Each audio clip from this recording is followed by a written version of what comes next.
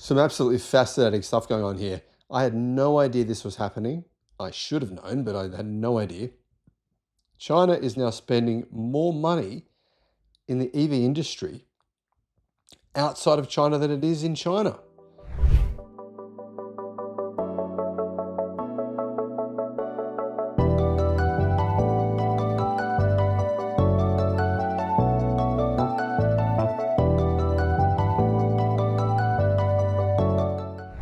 I mean, what the hell?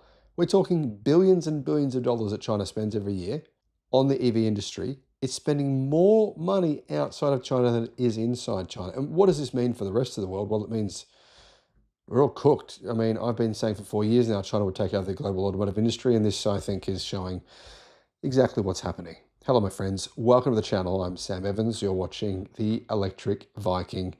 Great to have you with us.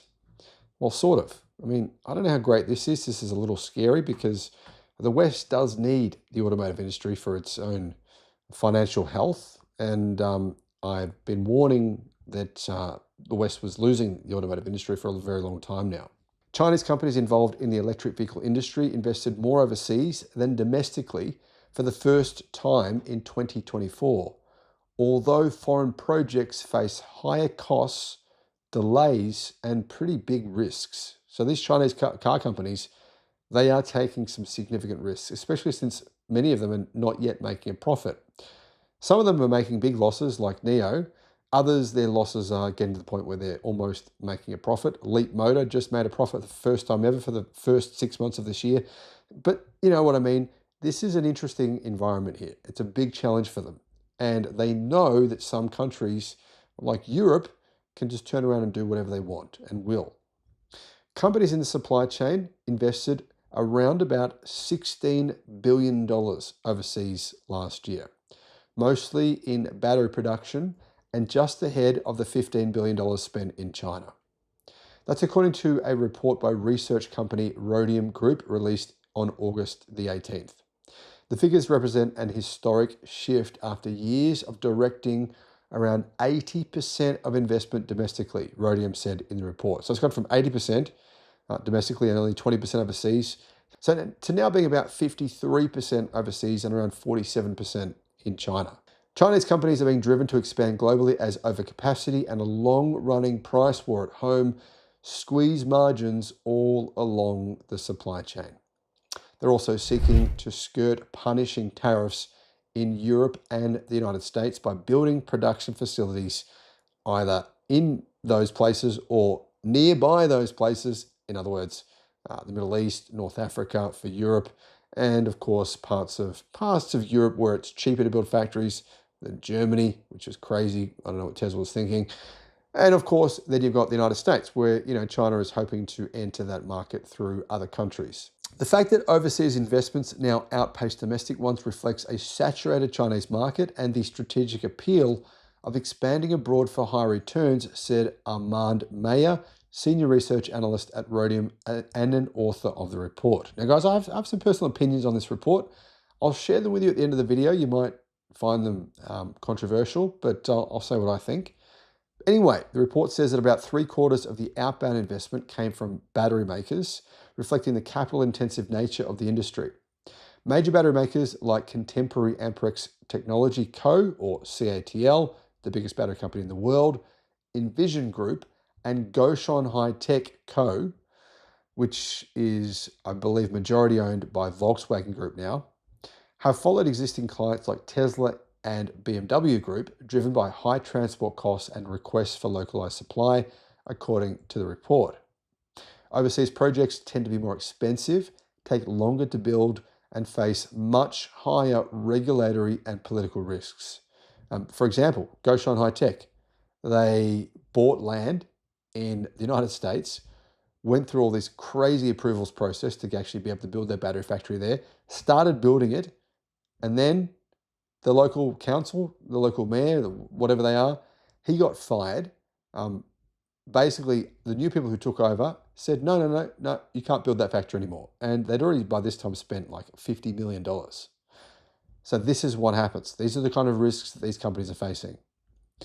Only 25% of EV manufacturing projects announced abroad have actually been finished. 25%, compared with the 45% completion rate in China, said the report. BYD last month indefinitely shelved plans to build a major plant in Mexico over geopolitical tensions and uncertainty stemming from US President Donald Trump's trade policies.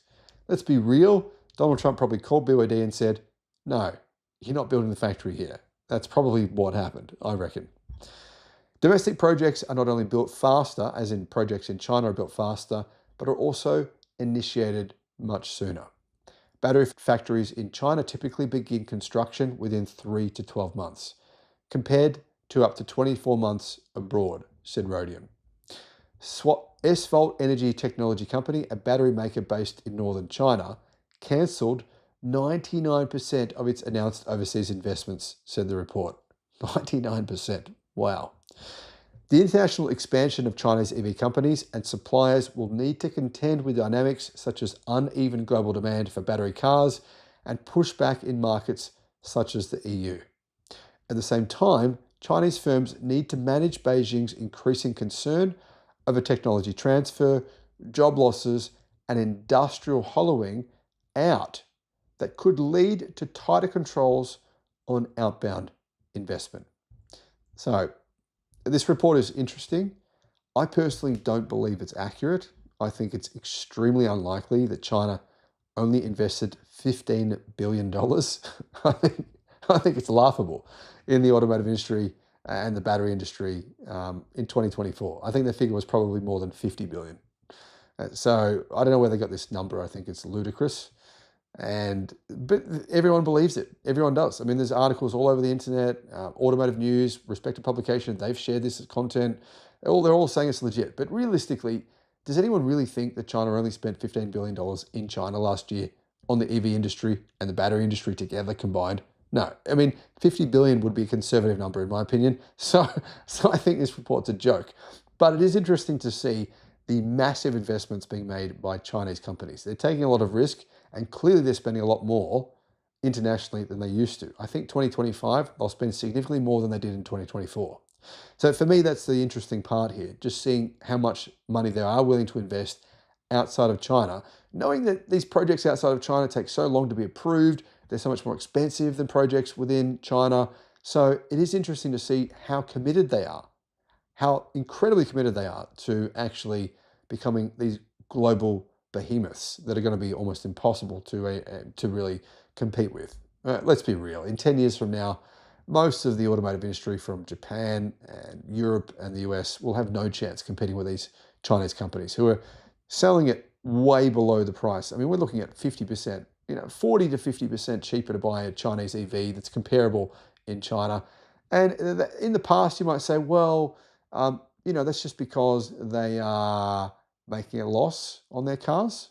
Yeah, that would be fair to say. But the only problem is that, like, within the last few days, we've seen Leapmotor now make a profit for the first time ever over the last 6 months. Xpeng, their margins now have gone up to historic levels. They're at the point where they're going to make a profit within the next 6 months, almost certainly. Leapmotor, they're making a profit. You've got companies that their prospects, look, Xiaomi, they're only losing like a tiny, like $500 per car. So enable them to double production, they won't be losing anything. So that's what you're competing against. And I think it's really going to be incredibly difficult for any car company where the majority of their production is not in China. How will they compete? They can't. What are your thoughts? Let me know what you think.